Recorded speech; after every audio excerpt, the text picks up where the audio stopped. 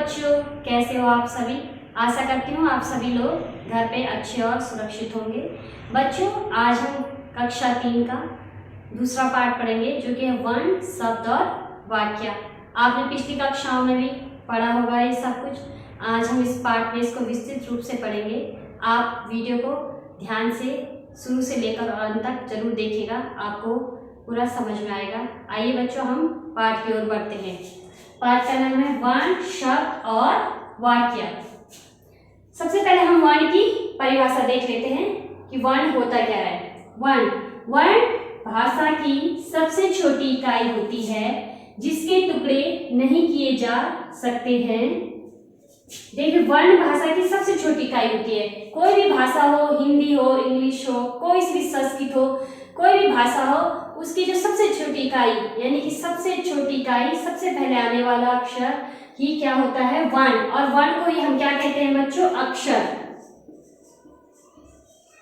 वर्ण ही क्या होता है, अक्षर। ये एक ही चीज है, जैसे आप लोगों के दो नाम होते हैं वैसे वर्ण को ही हम अक्षर कहते हैं। और ये भाषा की सबसे छोटी इकाई होती है जिसके टुकड़े नहीं किए जा सकते हैं। हम उदाहरण से इसको समझते हैं, इस परिभाषा को। अब जैसे बेटा वर्ण आपको पता होगा, आपने वर्णमाला पढ़ी छोटी कक्षा में, अ से लेकर अक्षर ज्ञ तक।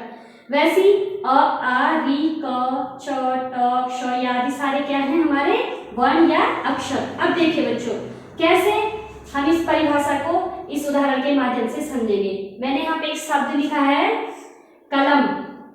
अब बच्चों, हम सबसे पहले इसका क्या करेंगे, वर्ण विच्छेद, यानी कि इसको अलग अलग टुकड़ों में बांटेंगे। सबसे पहले क। देखिए बच्चों, क हलन, बोलो क और है, हमने और लिख दिया। फिर ल को ल हलन अ, फिर म को म हलन अ। इस प्रकार से मैंने एक वर्ण को दो वर्णों में तोड़ दिया। क धन ल हलन अ धन म हलन अ। इस प्रकार से सब 1 2 3 4 5 6 टुकड़ों में बढ़ गया है, जो कि यहाँ अभी तक कितने में था, 3।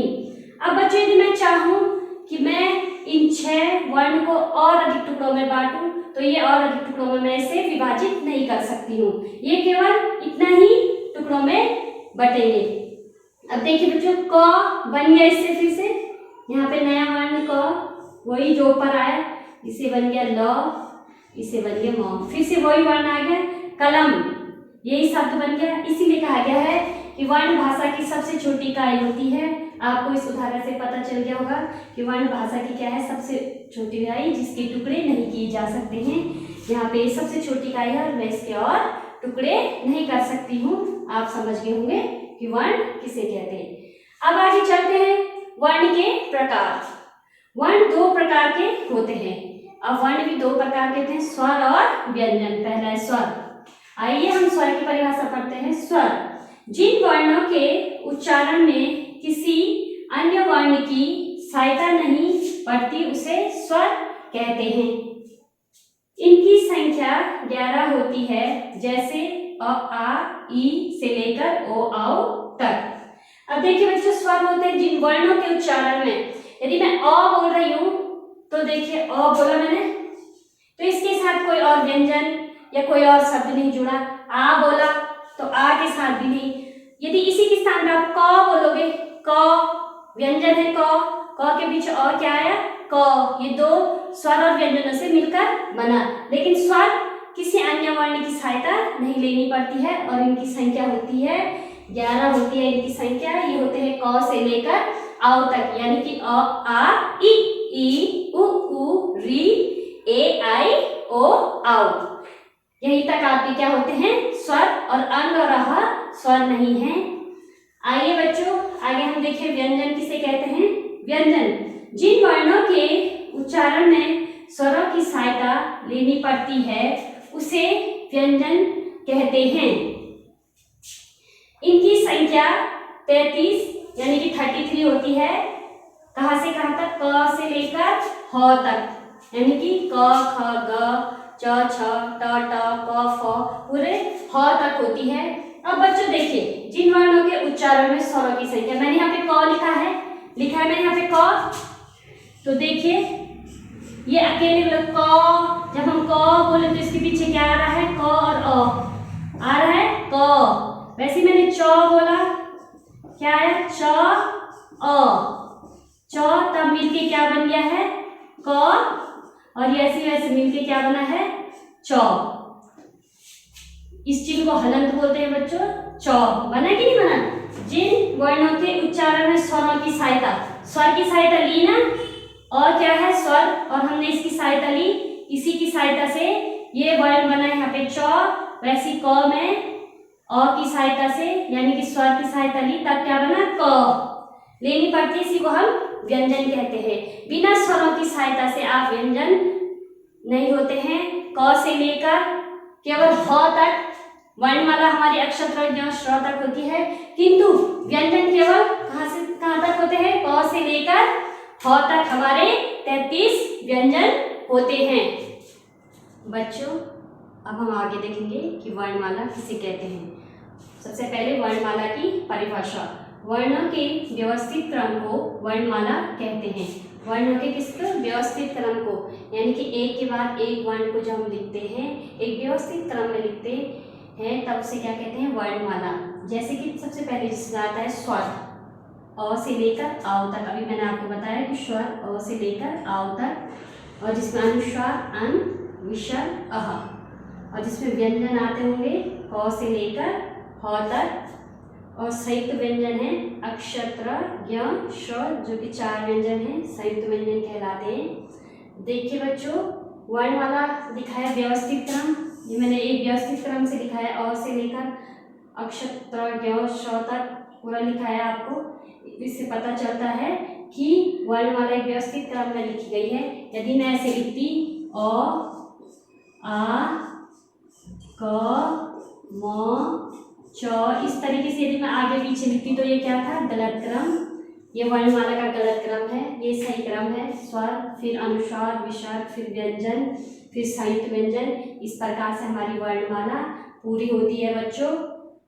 अब इसके साथ क्या है, अन्य व्यंजन, ड और ढ, ये अन्य व्यंजन में आते हैं। बच्चों आपको यहाँ पे 3 प्रकार की, अलग अलग प्रकार की स, श, श, 3 प्रकार की स दिखाई दे रही होंगी। इनका उच्चारण अलग अलग स्थानों से होता है। हमारे मुख के द्वारा अलग अलग स्थानों से इसका उच्चारण किया जाता है। आइए बच्चों मैं आपको समझाती हूँ। सबसे पहले आप बोलते हैं शलजम, शलगम। देखिए तालव्य, इसका नाम क्या है, तालव्य श। तालव्य श क्यों है बच्चों, हमारे जो ये मुख है, मुख के अंदर का भाग, खाली वाले जगह का ऊपरी भाग होता है, जो खाली जगह, उसको क्या बोलते हैं, तालु। जब आप श बोलो, शलजम, शल, तो आपकी जीभ ऊपर टकरा रही होगी तालु पे, उसी को क्या, इसी वजह से श का नाम क्या पड़ा, तालव्य श, क्योंकि इसका उच्चारण स्थान कहाँ से होता है, तालु से। फिर है स, षट्कोण, षट्कोण। मूर्धन्य स, मूर्धन्य कौन से स्थान को बोलते हैं बच्चों, तालु, आपके मुंह के खाली स्थान, और आपकी जो दांत की जड़ होती है उसके बीच में थोड़ा सा आपको उठा उठा स्थान लग रहा होगा, वहां पे जब हमारी जीभ टकराती है तब इस स का उच्चारण होता है, इसलिए इसका नाम क्या रखा गया, मूर्धन्य स। अब अंत में है बच्चों दंत्य स। बोलो सेब, सेब। जब आप से स सेब बोल रहे हो तो आपकी जीभ, आपकी दांत की जो जड़ है उस पर टकरा रही होगी। आप घर में प्रयास कीजिएगा कि दंत्य, इसीलिए दांतों के मूल में, मतलब जड़ पे टकराती है, दांतों के पीछे टकराती है जीभ, इसलिए इसका नाम क्या है, दंत्य स। आपको समझ में आ गया होगा। अब बच्चों संयुक्त व्यंजन दिख रहे होंगे आपको। यहाँ तक तो हमारे क्या है, व्यंजन क से ह तक, जिनकी संख्या कितनी है, 33 यानी कि 33, और व्यंजन कितने हैं, 11 दिख रहे होंगे आपको। अब है बच्चों संयुक्त व्यंजन अक्षर ज्ञ स्र। आइए जानेंगे संयुक्त व्यंजन क्यों कहते हैं। 2 वर्णों के मिलने पर जो नया वर्ण बनता है उसे क्या कहते हैं हम, संयुक्त व्यंजन। देखिए 2 वर्ण, 2 व्यंजन, 2 व्यंजन क्या है, क और स, आपको पता है व्यंजन है, क भी व्यंजन है और स भी व्यंजन है। इनके संयोग से क्या बना है, इनके मिलने से अक्षर, यानी कि 2 क्या है, व्यंजन है, इनके मिलने से अक्ष बना। जैसे क किसके बनने से बनता है? क और अ, इसमें व्यंजन ही है, ये क्या है? स्वर। लेकिन मैं यहाँ क्या बोल रही हूँ? दो व्यंजनों के मिलने से क्या बनता है? नया वर्ण जब बनता है तो उसे हम क्या कहते हैं? संयुक्त व्यंजन। बना अक, क हलंत श, अक्ष, बोलो अक्ष। कक्षा जैसा बोलते हो। त्र, त हलंत र, ये भी दो व्यंजनों के मिलने से बना त्र। य, ज हलंत य, ये भी बना दो व्यंजनों के मिलने से। स्र, श धन र, श्र बना। आपको दिखा हुआ है यहाँ पे कि दो व्यंजनों के मेल से बना है, इसीलिए इनका नाम क्या है? संयुक्त व्यंजन। अब देखिए बच्चों, अन्य व्यंजन भी है ड, ड, जहाँ इनका प्रयोग आप देखते होंगे बहुत कम मात्रा में होता है, लेकिन इनका स्थान हिंदी में बहुत ही अधिक है, अधिक महत्वपूर्ण शब्द है। जैसे सड़क, पर, अगर सड़क देख रहे होंगे आप, यहाँ पे मैंने यूज किया सड़क, हो गया ड का।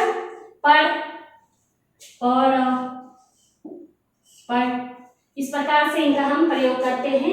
अब देखिए बच्चों, मैंने नोट लिखा है, हिंदी वर्णमाला में वर्णों की कुल संख्या 52 होती है। अब हम गिनेंगे, देखिए 52 है कि नहीं है। कुल वर्णों की मतलब यहाँ से लेकर यहाँ तक कुल वर्ण कितने होते हैं हिंदी वर्णमाला में? 52। देखिए आप 1 2 3 4 5 6 7 8 9 10 11 12 13 14 15 16 17 18 19 20 21 22 23 24 25 26 27 28 29 30 31 32 33 34 35 36 37 38 39 40 41 42 43 44 45 46 47 48 49 50 51 52 हो गए बच्चों। पूरे वर्ण वालों की संख्या कितनी हो गई? 52। बच्चों अब हम देखेंगे शब्द किसे कहते हैं। देखिए आप, शब्द, सबसे पहले शब्द की परिभाषा। शब्द वर्णों के मेल से बनते हैं। वर्णों के सार्थक मेल को शब्द कहते हैं। अब जो है शब्द किसके मेल से बनते हैं? वर्णों के मेल से, और उसके सार्थक मेल को क्या बोलते हैं? शब्द। आइए हम इस उदाहरण से समझे। जैसे मैंने यहाँ पे वर्ण लिखे क, म, ल, गी, ला, श। अब ये मैंने अलग अलग लिखे हैं। यदि मैं इसका मेल करूं, मतलब इसको आपस में जोड़ दूं, तो देखिए आप क, म, ल हो गया, आपस में जोड़ दिया। इस वजह से इसको गी, ला, स क्या बन गए? ग्लास। तो शब्दों का मेल हो गया, यहाँ पे वर्णों का मेल हो गया, इससे क्या बन गया? ये शब्द। ये क्या बन गया? शब्द, एक शब्द बन गया। ये भी एक शब्द बन गया, ये दोनों एक शब्द बन गए। वर्णों के सार्थक मेल को, अब ये सार्थक मेल हुआ। आपको मैंने कमल बोला तो आप समझ गए कि हमारी मैम क्या बोल रही है? फूल। जब बोले बच्चों ग्लास, तो आप समझ गए कि ग्लास क्या है? एक वस्तु। यदि मैं इन्हीं वर्णों को उलट पुलट के लिख दूं, इसका निरर्थक कुछ बना दूं, ल, म, क, यही वर्ण मैंने उल्टे करके लिख दिए, तो इसका कोई मीनिंग हो रहा है? कोई अर्थ है? नहीं, ये निरर्थक शब्द है, इसका कोई अर्थ ही नहीं है। वैसे मैं गिलास को भी उल्टा लिख लूं, स, गी, ला, कुछ भी उल्टा सीधा करके, तो इसका भी कोई अर्थ नहीं है। इसलिए कहा गया है कि वर्णों के सार्थक मेल, यानी कि सार्थक मेल हुआ जिसका कोई अर्थ होता है, इसी को हम शब्द कहते हैं। अब बच्चों आइए देखिए आगे वाक्य। वाक्य किसे कहते हैं? शब्दों के सही मेल या क्रम को वाक्य कहते हैं। अब यहाँ पे क्या है? यहाँ तो हमने वर्णों का मेल किया, इसलिए शब्द बने। अब यहाँ शब्दों के सही मेल, कुछ मैंने यहाँ पे शब्द लिखे हैं, इसके सही मेल मतलब एक के बाद एक जब शब्द आएगा सही तरीके से पूरा वाक्य को पूरा करेगा, उसी को हम क्या कहेंगे? वाक्य। जैसे यहाँ पे कुछ शब्द हैं, मैदान, बच्चे, खेल, है, रहे, मैं, तो आपको कुछ समझ में नहीं आ रहा कि ये क्या है। यदि मैं इसको सही क्रम से लिखूं, यानी कि सबसे पहले लिखूं मैदान,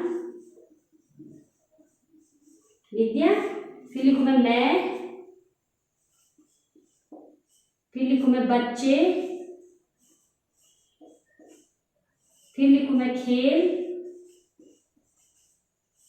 फिर लिख दिया रहे, फिर लिख दिया मैंने हैं। अब ये आपको लग रहा है ना कि मैदान में बच्चे खेल रहे हैं। यदि मैंने आपसे बोला कि बच्चों मैदान में बच्चे खेल रहे हैं, तो आपको पता चल गया कि हमारी कक्षा के बच्चे कहाँ खेल रहे हैं, मैदान में खेल रहे हैं। तो ये एक सार्थक क्रम हुआ, पता चल गया शब्दों का सही मेल या क्रम को हम क्या कहते हैं, वाक्य। अब देखिए बच्चों, इसी वाक्य के अंग मतलब इसके कुछ प्रकार होते हैं। वाक्य के दो अंग होते हैं, उद्देश्य और विधेय। क्या अंग है, उद्देश्य और विधेय। तो सबसे पहले हम उद्देश्य को समझेंगे कि उद्देश्य किसे कहते हैं। वाक्य में कार्य को करने वाले को उद्देश्य कहते हैं। वाक्य में जैसे कि कोई भी वाक्य है, उसमें उद्देश्य, उसमें जो कार्य कर रहा है कर्ता, उसको क्या बोलते हैं, उद्देश्य। और विधेय बोलते हैं उद्देश्य कर्ता जो कुछ कार्य करता है उसे विधेय कहते हैं। आइए बच्चों हम इसे उदाहरण से समझते हैं। आप उदाहरण ध्यान से सुनिएगा, आपको ये परिभाषा उदाहरण में समझ में आ जाएगी। जैसे नविका निबंध लिख रही है, आपकी कक्षा की नविका है, वो क्या लिख रही है, निबंध। तो यहाँ पे नविका क्या हो गई, नविका आपको पता चल रहा है कि निबंध लिख रही है, तो ये क्या हो गई, यहाँ पे वाक्य में उद्देश्य यानी कि कर्ता, ये कुछ काम कर रही है, ये कर्ता यानी कि ये क्या होगी, उद्देश्य। और वो क्या कर रही है, निबंध लिख रही है, तो इसको हम क्या बोलेंगे, विधेय। आया समझ में। जिसने काम किया, काम किसने किया, नविका ने, उसी को हम क्या बोलते हैं, कर्ता, करने वाला, उसी को हम क्या बोलते हैं, उद्देश्य। ये क्या है, और निबंध क्या लिखा उसने, जो उसने काम किया, निबंध लिख रहा, विधेय। अब बच्चों जैसे यहाँ पे राम खाना खा रहा है, राम, अब बताइए अब राम क्या होगा, बताइए, उद्देश्य। क्या हो गया, उद्देश्य या कर्ता जो कर रहा है, और क्या कर रहा है, खाना खा रहा है यानी विधेय।